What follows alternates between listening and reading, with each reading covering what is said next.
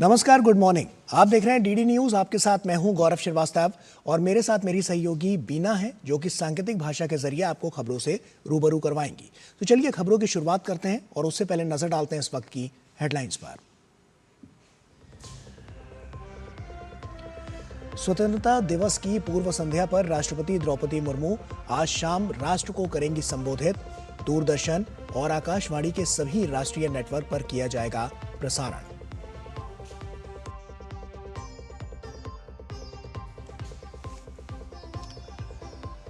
आज मनाया जा रहा है विभाजन विभीषिका स्मृति दिवस। देश भर में होंगे कई अहम कार्यक्रम। उपराष्ट्रपति सीपी राधाकृष्णन राजधानी दिल्ली में आयोजित राष्ट्रीय संगोष्ठी को करेंगे संबोधित।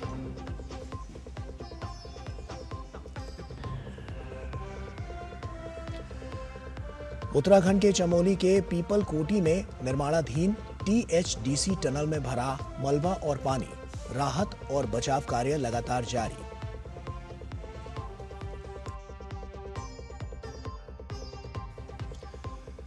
पश्चिम एशिया संघर्ष के बीच अमेरिका ने ईरान की नाकेबंदी को अनिश्चितकाल तक जारी रखने की दी धमकी। ईरान ने हॉर्मुज खोलने के लिए शर्तों को पूरा करने की शर्त रखी।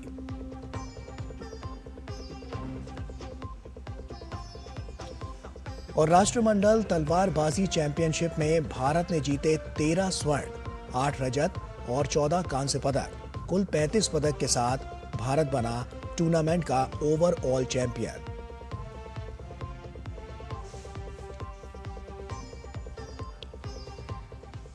और आइए अब शुरुआत करते हैं। राष्ट्रपति द्रौपदी मुर्मू 80वें स्वतंत्रता दिवस की पूर्व संध्या पर आज राष्ट्र को संबोधित करेंगी। ये संबोधन शाम 7 बजे से आकाशवाणी के पूरे राष्ट्रीय नेटवर्क पर प्रसारित किया जाएगा और दूरदर्शन के सभी चैनलों पर पहले हिंदी और उसके बाद अंग्रेजी में प्रसारित किया जाएगा।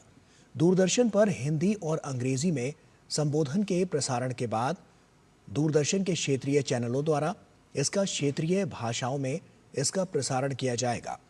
आकाशवाणी अपने संबंधित क्षेत्रीय नेटवर्क पर रात 9:30 बजे क्षेत्रीय भाषा के संस्करण प्रसारित करेगा। और देश भर में आज विभाजन विभीषिका स्मृति दिवस मनाया जा रहा है।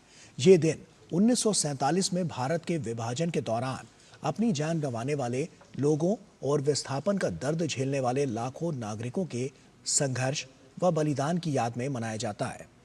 प्रधानमंत्री नरेंद्र मोदी ने 2021 में हर वर्ष 14 अगस्त को विभाजन विभीषिका स्मृति दिवस मनाने का निर्णय लिया था। भारत पाकिस्तान बंटवारे के दौरान इतिहास का सबसे बड़ा विस्थापन हुआ था। इस त्रासदी में लगभग 1 से 2 करोड़ लोग बेघर हुए थे और लाखों लोगों ने अपनी जान गंवाई थी। आज का दिन समाज से भेदभाव, वैमनस्य और दुर्भावना के जहर को खत्म करने की प्रेरणा देता है। इसका मकसद राष्ट्रीय एकता, सामाजिक सद्भाव और मानवीय संवेदनाओं को मजबूत करना है। देशवासियों के संघर्ष और बलिदान को याद करने के लिए आज देश भर में कई कार्यक्रमों का आयोजन किया जा रहा है। विभाजन विभीषिका स्मृति दिवस के अवसर पर उपराष्ट्रपति सीपी राधाकृष्णन राजधानी दिल्ली में आयोजित राष्ट्रीय संगोष्ठी को संबोधित करेंगे। इस दिवस के माध्यम से विभाजन के दौरान प्रभावित लोगों के संघर्ष, पीड़ा और बलिदान को याद किया जाता है। उत्तराखंड के चमोली जिले के पीपल कोटी टीएचडीसी टनल हादसे में 7 लोगों की मौत हो गई है। राज्य आपातकालीन परिचालन केंद्र की रिपोर्ट के अनुसार टनल के भीतर कुल 28 कर्मचारी फंसे थे, जिनमें से 25 को बाहर निकाला जा चुका है। इसमें कई घायल हैं और 7 की मौत हो चुकी है। घायलों को उपचार के लिए जिला चिकित्सालय गोपेश्वर में भर्ती कराया गया है। घायलों के बेहतर उपचार के लिए बेस चिकित्सालय श्रीनगर और एम्स ऋषिकेश को भी अलर्ट मोड पर रखा गया है। टनल में फंसे बाकी लोगों का रेस्क्यू ऑपरेशन भी युद्ध स्तर पर जारी है। यह दुर्घटना टीएचडीसी की विष्णुगाड़ पीपल कोटी जल विद्युत परियोजना की सुरंग में हुई, जिसे हिंदुस्तान कंस्ट्रक्शन कंपनी द्वारा बनाया जा रहा है। हादसे के वक्त टनल के अंदर कुल 28 मजदूर काम कर रहे थे। मलबा आने की सूचना मिलते ही तुरंत राहत और बचाव का काम शुरू किया गया। जिला प्रशासन के साथ ही एनडीआरएफ, एसडीआरएफ, सीआईएसएफ, आईटीबीपी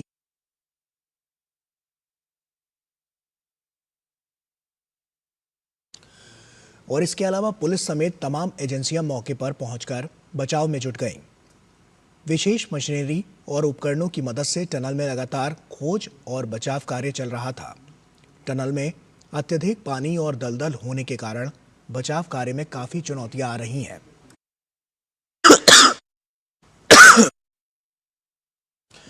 मुख्यमंत्री पुष्कर सिंह धामी ने भी देहरादून स्थित राज्य आपदा परिचालन केंद्र पहुंचकर रेस्क्यू ऑपरेशन की जानकारी ली और अधिकारियों को युद्ध स्तर पर राहत और बचाव कार्य जारी रखने के निर्देश दिए।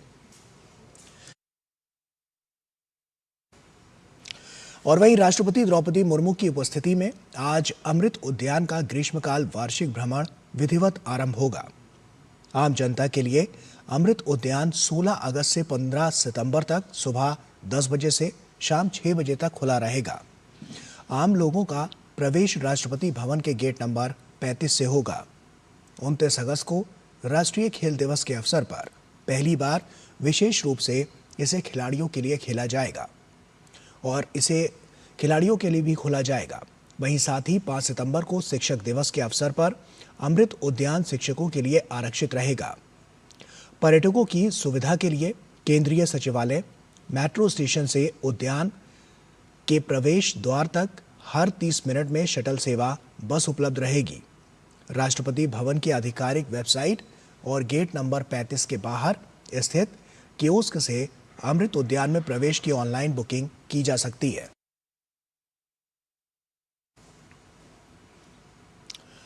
स्वतंत्रता दिवस से पहले राष्ट्रीय राजधानी दिल्ली समेत देश भर में सुरक्षा व्यवस्था कड़ी कर दी गई है। खास तौर पर राजधानी दिल्ली के सभी इलाकों में रात भर दिल्ली पुलिस ने गश्त की और चेकिंग अभियान चलाया। इस अभियान के दौरान दिल्ली पुलिस के वरिष्ठ अधिकारी भी मौके पर मौजूद रहे और सुरक्षा व्यवस्था का जायजा लिया। वहीं देश के अन्य हिस्सों में भी सुरक्षा चाक चौबंद है। जम्मू कश्मीर के पुंछ में भी पुलिस ने गश्त की और वाहनों की चेकिंग की।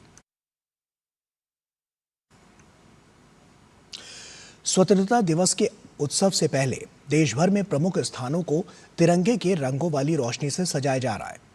दिल्ली के मंडी house metro station, Uttar Pradesh के सीतापुर शहर, जम्मू कश्मीर के रियासी स्थित सलाल बांध, मुंबई के छत्रपति शिवाजी महाराज टर्मिनल और चंडीगढ़ नगर निगम भवन को तिरंगे की रोशनी से सजाया गया है।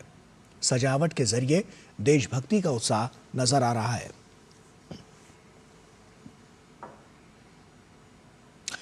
और उधर अमेरिका के रक्षा मंत्री पीट हेग्सेथ ने गुरुवार को ईरान को चेतावनी देते हुए कहा है कि अमेरिका आवश्यकता अनुसार जब तक चाहे ईरानी बंदरगाहों की नौसैनिक नाकेबंदी अनिश्चितकाल के लिए जारी रख सकता है।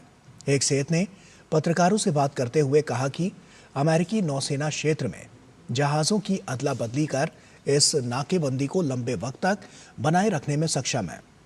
पीट हेग्सेथ ने ये बयान राष्ट्रपति डोनाल्ड ट्रंप के उस दावे के बाद आया है जिसमें उन्होंने हॉर्मुज पर अमेरिकी नियंत्रण की बात कही थी।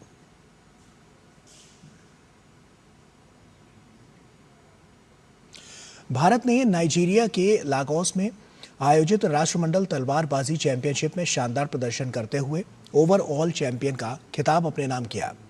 भारतीय तलवारबाजों ने अंडर 23 और सीनियर वर्ग की प्रतियोगिताओं में 13 स्वर्ण, 8 रजत और 14 कांस्य पदक हासिल कर कुल 35 पदक जीते हैं।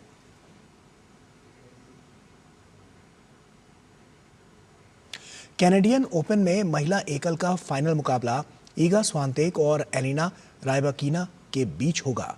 स्वांतेक ने एलिना स्वतोलिना को सेमीफाइनल में 6-3, 1-6, 6-3 से हराकर फाइनल में जगह बनाई है।